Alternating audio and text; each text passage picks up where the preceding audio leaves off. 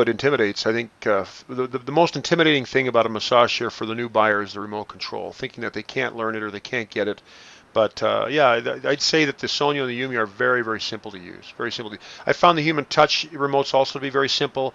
I think the Panasonic and the Sanyo are probably the most complicated ones to deal with. But again, all remotes you get accustomed to it over time. But boy, just for ease of use right off the bat, Yumi and Sonyo are quite easy. Now, the one thing I was just thinking of, we talked about any upgrades to the Sonyo, if there's any plans for that. But I was thinking about this the other day. People ask now more and more about zero gravity. This is a feature that we're seeing in more and more chairs. I think it's a bit of a fad right now. It was kind of pioneered maybe or introduced to the market primarily by Human Touch, I think. But it seems like everybody's kind of gotten on the zero gravity bandwagon. Even the Yumi has a zero gravity feature, though not explicit on the remote. In the rocking motion, it does go to a zero gravity position. Is that something that you think the Sonyo may ever integrate into the Sonyo? Or have they discussed it? Is it even a topic of conversation? Yeah. So when most manufacturers, and I'm not talking about just in the realm of massage chairs, in any sort of competitive industry, car industry, when they go back to the drawing board, they'll go look at a competitor and say, look at this list of dozen features that this particular product has. And they'll say, well, let's do 13 features so that we can one-up them on a dozen features. And if a competitor has one extra feature than the car you want to build, well, you want to make sure you build in at least that feature and then potentially more. Right. I think some of that's happened with zero gravity in the massage chair world. Mm-hmm. And Yumi has it by virtue of its rocking capability. It can automatically assume that slightly flexed backed flex knee posture in the prone position that is the zero gravity posture. With Sonyo itself, as I said, the only thing you're going to see, Sonyo's got it dialed in. I mean, it was a groundbreaking chair when it first came to market. It is still the standard of the industry, and at some level, because consumers love it so much, our inclination is really not to change it. It's got it just about right. Right. Well, the seat does have a bit of a tilt in it. I mean, it has a zero gravity component, but it's minor compared to the 30-degree tilt that the true zero gravity chairs offer. But like you say, there's so many other features like the Dreamwave technology in the seat that maybe offsets the need for zero gravity. But and we've yet to see anybody imitate that Dreamwave technology that Sonyo has. But anyways, I was just wondering about that zero gravity. I think the best thing in terms of helping people understand this is the best advice that I can give is when you buy a massage chair, you're not buying a collection of discrete features. You're buying an entire experience. Mm-hmm.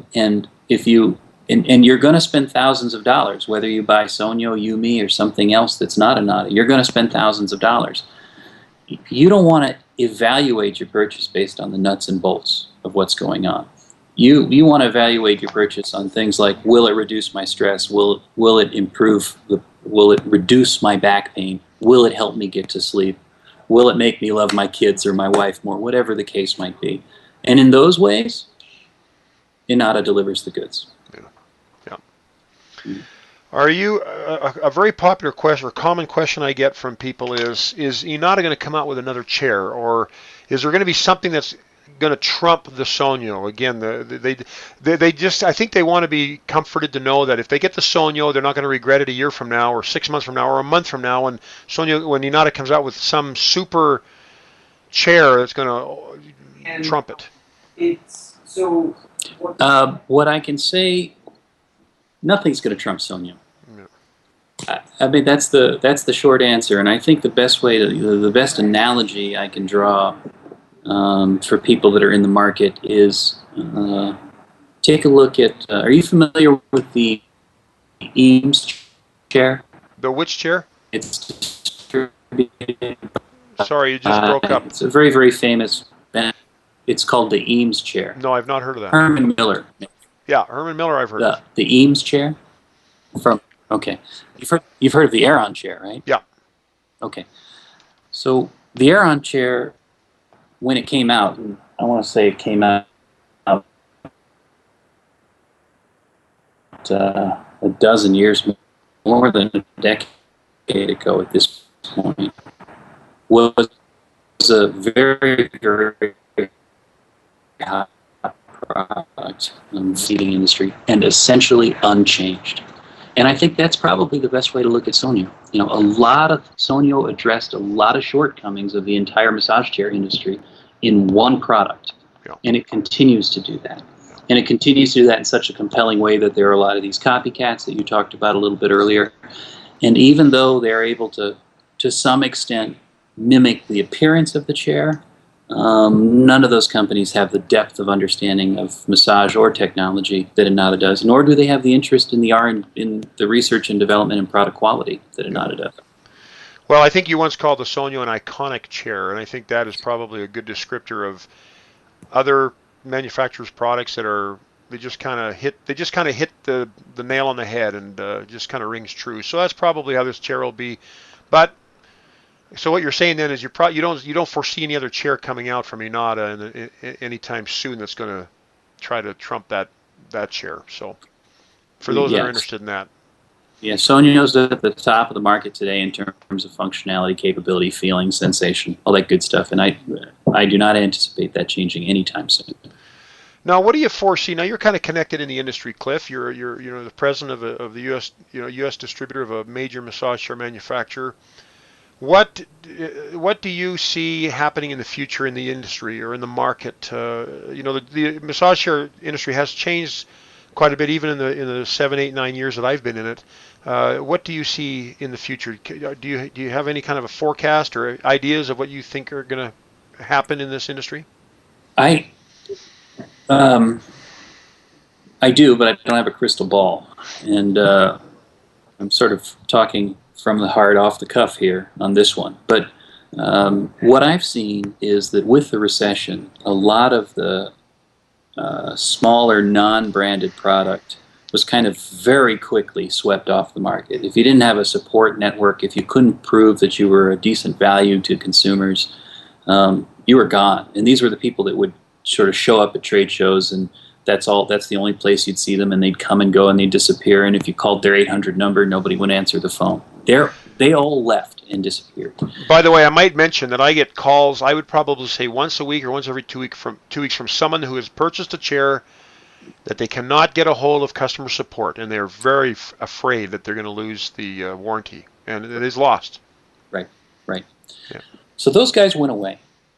Even some big guys struggled mightily. I mean, Panasonic is a gigantic company, but their massage chair business really suffered during the recession. Human Touch's business really suffered during the recession. Now the economy has come back somewhat. Not for enough people, but it's certainly gotten stronger. And you've seen your business do quite well, and I think people are having more confidence to spend on big tickets, which massage. This is created because of the disappearance of all these other companies. And you can correct me if you think I'm wrong, Dr. Widener, because you probably know this as well as I do, really. Because a lot of these smaller companies were kind of filtered out of the industry, as the economy improved and people were beginning to spend in this category, there was kind of a vacuum. There was a big space left. There was Sonio sitting out here. In Inada, we were doing very well, as I described earlier, through the recession. And then there was a little bit of kind of mid-high price stuff, and then a lot of price point stuff. And as the economy came back, a lot of particularly Chinese manufacturers who had the capability of building massage chairs saw that there was a lot more demand happening. There were a couple of companies started partnering with Chinese manufacturers, and they have really more recently, and when I mean more recently, in the last 12 months, really tried to fill that hole. And Sonio itself created a tremendous amount of latent demand because people have seen Sonio on your site, they've seen it on Amazon, they've seen it on other dealer sites, they've seen it in Sky Mall, they've seen it in the New York Times, they've seen it in the Wall Street Journal. And a lot of folks look at the Sonyo price point and say, I can't afford that. And then there were all these other manufacturers bringing products that seem to be sort of echoes of Sonyo. So I think they've taken advantage of some of that kind of latent or built-up demand at much, much lower price points. Yeah, yeah. And what do you see that continuing? Do you think there's just going to be a flood of other competitor chairs out there? Or do you think it's going to kind of whittle down to just a select few that have, like you were talking about, that have the infrastructure and the staying power? How do you see that playing out? I think it's going to get more confusing for the consumer. Yeah. I think as the economy strengthens and people have more money to spend, I think you're going to see more players in the market. What we have noticed, and you alluded to this a little bit earlier with Panasonic's decision of manufacturing from Japan to China, Sanyo is actually not moving to China. Sanyo is going away as a massage chair manufacturer. And if you sort of trace the number of competitors to Inada that were in the mid-high to high price point range, you will see many more 24 months ago, slightly fewer 12 months ago, and a complete falling off of anybody competing with us in that sort of super premium massage quality space. Yeah, yeah, no doubt about that. Yeah, and manufacturers quietly on the side and distributors in the States have basically told me, hey guys, you're Inada, not going to measure up. You take the premium customers who want the really, really high quality price. And I think the net of that is you're going to see a real kind of battle royale at the $4,000 down price point. So I think there, where most consumers buy, it's going to become even more confusing, and there may be a little bit of a kind of consumer beware thing going on there. Well, one of my biggest tasks in educating people, and I'm not just a massage chair salesman. I don't even like to look at myself that way. I like to think of myself more as an educator or a consultant for massage chairs. But I get asked all the time about, how can I tell if this is a good chair or not, or is this a good company, or why aren't you carrying this brand, or whatnot. And I think people deep down of course they don't want to get ripped off, but they are hoping that there's just these bargain basement price chairs, and they're going to get all the bells and whistles and all the warranty support and all the extras that maybe Inada offers or Panasonic offers or Human Touch offers. But I agree with you. I think it is going to get more confusing, and there's going to be a bunch of Tom, Dick, and Harry type private labeling. These aren't even people's own chairs. These are chairs they're buying from a warehouse or a factory in China and putting their own name on it, Bob's massage chairs, and trying to sell them through eBay or whatever. I think we're going to see a lot of that kind of stuff. We already do see a lot of that stuff. Right. Zero customer support. Now, as far as the retailers go, you kind of made me think of something when you said, other companies will be popping up. Retailers are popping up all over the place, and every day it seems like I'll see another retailer, or I'll have someone call me and say, hey, this retailer is selling this chair. Are you selling it, or do you do price matching, whatnot? And I've never heard of them before. I'm seeing more and more of these e-tailers coming on board, and I worry for the clients because I don't know how good the customer support's going to be from the retailers, and I don't know if people are getting taken for a ride. I hear horror stories of people placing an order and then never getting their chair, or not being able. A chair comes and it's a used chair when they ordered a new one, and they can't get a hold of people to get a replacement. I worry a lot for the consumers when they see this type of riffraff out there. And what suggestions or what input would you have for a shopper and they're looking for an online retailer? How can they be more discriminating? Follow your nose. Use common sense. If the promise that a website is making to you is too good to be true, then it's too good to be true. If you are out in the market as a consumer and you're going to be driven entirely by price, in other words, a $999 chair is almost automatically going to be better than a $19.99 chair, be careful, because you can walk into a snare that you find very, very difficult to get out of. What I like to tell consumers, you may have heard, we may have had this conversation in the past before, even if a Sonyo is $7,800, $7,799, some of the imitation chairs are less than half the price of a Sonyo. if they're low quality chairs, and none of these imitations are really established brands today, if they're low quality chairs, you might be saving half your money. But if you're lighting the other half on fire, you're not saving a darn thing, and you're not going to feel very, very good about that. So use your common sense, follow your nose, call the e-tailer. If you can't talk to somebody, big red flag. Call the manufacturer of the massage chair, Yeah. ask about the warranty, see if you can get somebody on the phone, see if people respond to your emails, and that'll feed you, that'll educate you. You'll educate yourself about what you're getting into. Actually, that's a good tip. I've had clients of mine that have called you guys to make sure that I am a legitimate retailer, Yes. that I'm an authorized dealer, and that actually is a good suggestion. Yep. Yep. And we know that we love those customers, because we know that the more research customers do about massage chairs, the more excited they get about becoming an Inada owner. Of course.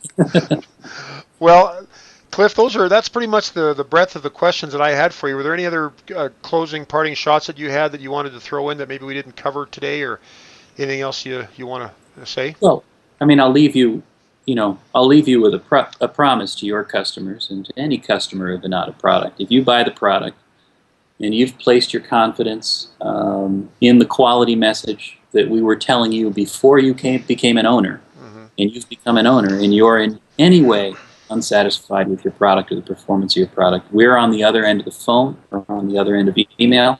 My email address is cliff@inadausa.com. Customers are welcome to email me, and we promise them a rapid and thorough response. Great. I think that's what I'd like to say that in closing. Well, that's good, and I appreciate that, Cliff. And thank you very much for taking time. I know your schedule is busy. I know you just got back from Japan, and I appreciate your time a lot. And you've been very good to me and to my customers, and I'm grateful for that, to your whole crew over there at Inada. And keep up the good work, and thank you so much. So Cliff Levin, President of Inada USA, thank you for joining us today on this video interview. I'm Dr. Alan Widener from MassageChairRelief.com. And you can visit us at MassageChairRelief.com, or you can give us a call at 888-259-5380, or call our showroom at 801-417-8240. You can also visit us at on our Facebook page or on our Twitter channel. So we look forward to hearing from you. If you have any questions about what we've talked about today, feel free to get a hold of me. But again, thanks, Cliff. We really appreciate having you today. Thanks, Dr. Widener.